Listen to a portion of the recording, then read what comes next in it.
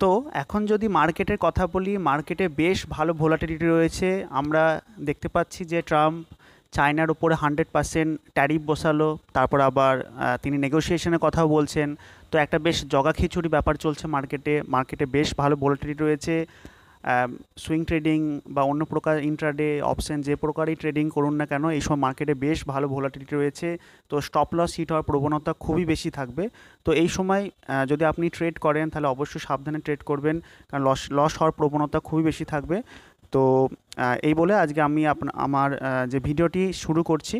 তো প্রথমে আমরা অ্যানালাইসিস করব নিফটি ফিফটির 15 মিনিটসের চার্ট অ্যানালাইসিস করব। তো তো চলুন ইম্পর্টেন্ট লেভেলগুলো আমরা দেখে নিই। তো নিফটি যদি কথা বলি, নিফটি 25,123-এর দিকে ক্লোজিং দিয়েছে।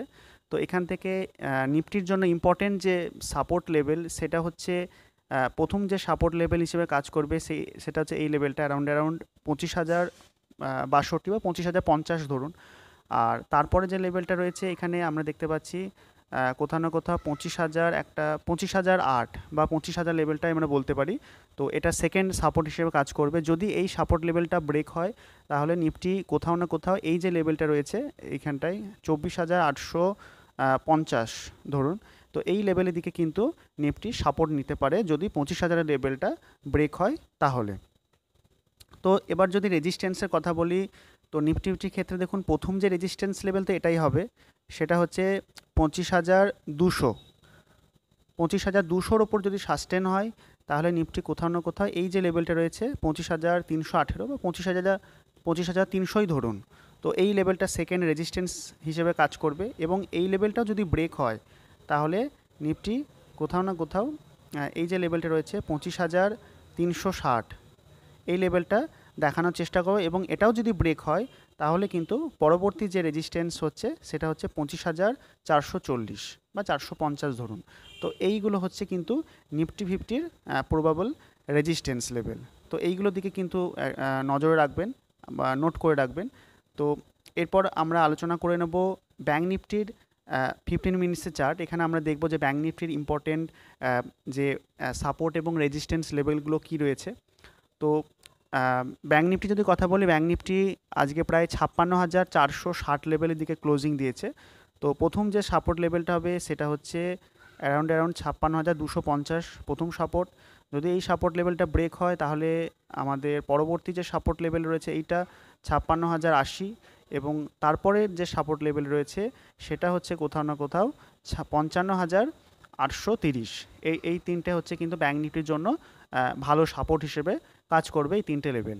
এবার রেজিস্ট্যান্সের যদি কথা বলি তাহলে প্রথম যে রেজিস্ট্যান্স হিসেবে কাজ করবে সেটা হচ্ছে এই লেভেলটা কোথাও না কোথাও 56,750 ধরুন, এই লেভেলটা প্রথম রেজিস্ট্যান্স। আর যদি এই রেজিস্ট্যান্স লেভেলটাও ব্রেক হয় তাহলে নিফটি কোথাও না কোথাও এই যে লেভেলটা রয়েছে এই যে লেভেলটা রয়েছে আপনার এই যে লেভেলটা রয়েছে সেকেন্ড রেজিস্ট্যান্স হিসেবে এই যে লেভেলটা রয়েছে 57,150, এই লেভেলটা কিন্তু কাজ করবে ব্যাঙ্ক নিফটির প্রবাবল রেজিস্ট্যান্স হিসেবে। তো এই লেভেলের দিকে অবশ্যই নজরে রাখবেন। আর এরপর আমরা দেখব যে এফআইআর ডেটা কি আজকে কত কি জিনিস তারা সেল করেছে বা বাই করেছে। তো এই কোণে দেখতে পাচ্ছেন ডেটাটা রয়েছে, এই যে কোণটাতে আপনারা দেখতে পাচ্ছেন এই কোণটাতে। তো এইখানে যদি দেখেন ভালো করে, তো ডিআইএ যদি কথা বলি, তারা 3,661 কোটি টাকার মাল কিনেছে এবং এফআইআই প্রায় 1,508 কোটি টাকা মাল সেল করেছে। তো এফআইআই কিন্তু আমরা দেখলাম ছোটো ছোটো 2-3 দিন বাইং দেখলাম, এবং তারপরে আমরা দেখলাম একটা বড় সেলিং, প্রায় 1,500 কোটি টাকা আমরা সেলিং দেখতে পেলাম। তো এই সময় মার্কেটে অবশ্যই একটু সাবধানে থাকবেন এবং সাবধানে ট্রেড করবেন। আর এখন সুইং ট্রেডিংয়ে আমি কোনো স্টক দিচ্ছি না, কারণ মার্কেটে এখন যাই স্টক দেবো সব স্টকে স্টপ লস হিট হবে। তো অবশ্যই মার্কেটকে একটু শান্ত হতে দিন, সুইং ট্রেডের অপরচুনিটি পালিয়ে যাচ্ছে না, মার্কেটকে একটু স্টেবল হতে দিন, তারপরে আমি আবার সুইং ট্রেডিংয়ে স্টক দেবো। ঠিক আছে? তো এই ছিল আজকের এই ছোট্ট ভিডিওটিতে।